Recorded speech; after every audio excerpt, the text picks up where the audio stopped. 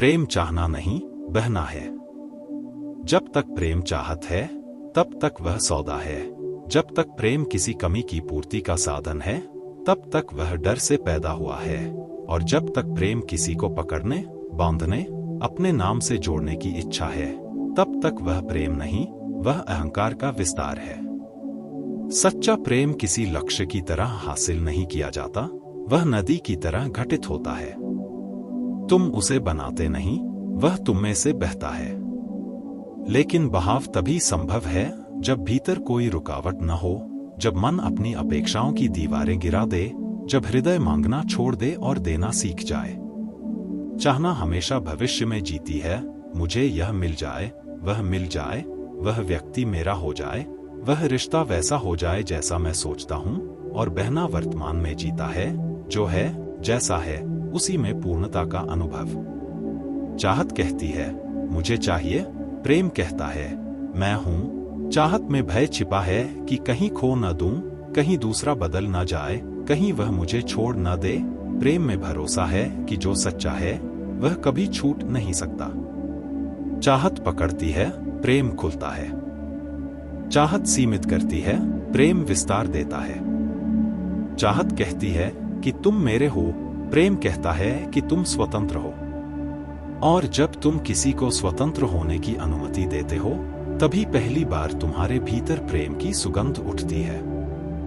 बहुत लोग प्रेम को मांगते हैं क्योंकि वे भीतर से खाली हैं। वे सोचते हैं कि कोई दूसरा आएगा और उनके जीवन की खाली जगह भर देगा। लेकिन दो खाली लोग मिलकर पूर्णता नहीं बना सकते, वे केवल एक दूसरे से उम्मीदों का बोझ बढ़ाते हैं। प्रेम तब जन्म लेता है जब व्यक्ति अपने भीतर की एकांतता को स्वीकार कर लेता है, जब वह अकेले होने से नहीं डरता, जब वह स्वयं के साथ सहज होता है। जो व्यक्ति स्वयं से प्रेम नहीं करता, वह किसी और से प्रेम कैसे करेगा? क्योंकि वह हर संबंध में अपनी असुरक्षा, अपनी हीनता, अपनी अधूरी इच्छाएं ले जाएगा। प्रेम का अर्थ है अपने भीतर इतने भरे होना कि वह भराव छलक पड़े। जैसे बादल पानी से भर जाते हैं तो बरसते हैं, वैसे ही जब हृदय कृतज्ञता से भर जाता है तो प्रेम बरसता है। प्रेम कोई प्रयत्न नहीं है, वह स्थिति है। वह तब आता है जब तुम सजग हो जाते हो, जब तुम अपने विचारों की भीड़ से थोड़ी दूरी बना लेते हो, जब तुम अपने भीतर की शांति को छू लेते हो। उस शांति में प्रेम स्वतः उत्पन्न होता है। चाहना बेचैनी है, वह तुम्हें दौड़ाती है, तुलना कराती है, ईर्ष्या जगाती है। बहना शांति है, वह तुम्हें वर्तमान में स्थिर करता है। प्रेम का बहाव तुम्हें हल्का कर देता है। तुम अपेक्षाओं का बोझ उतार देते हो।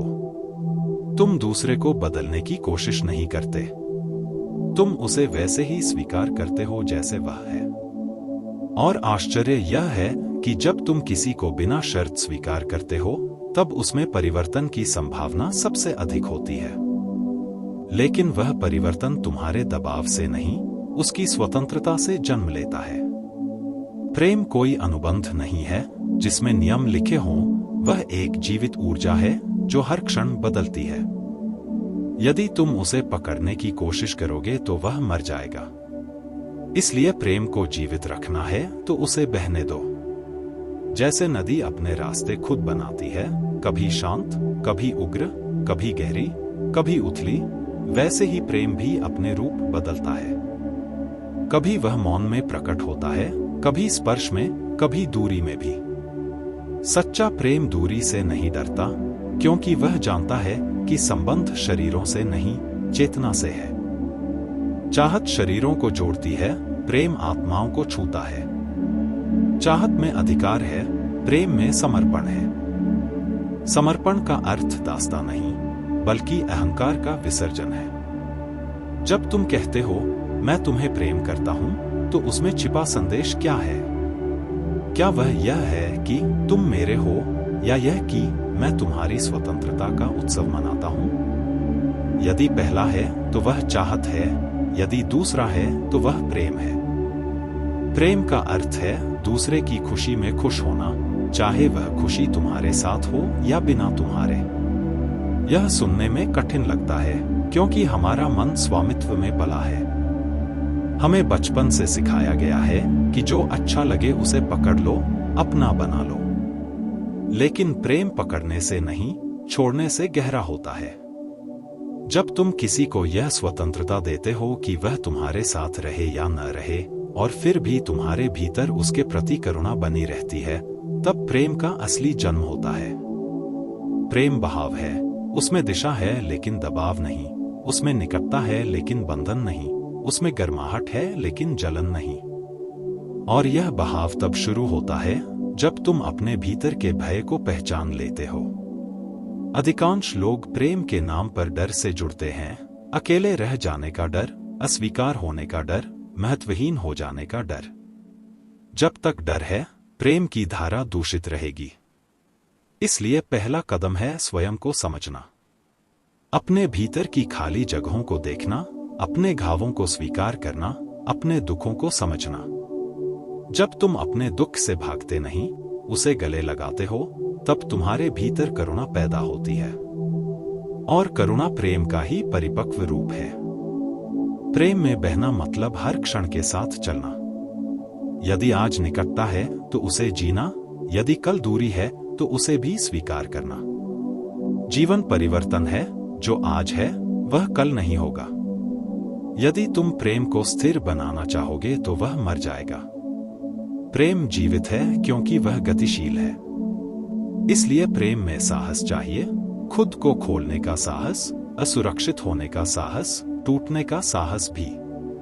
क्योंकि जो प्रेम करता है वह कभी कभी आहत भी होगा, लेकिन उस आहत होने में भी एक मिठास है, क्योंकि वह सच्चाई से जन्मा है।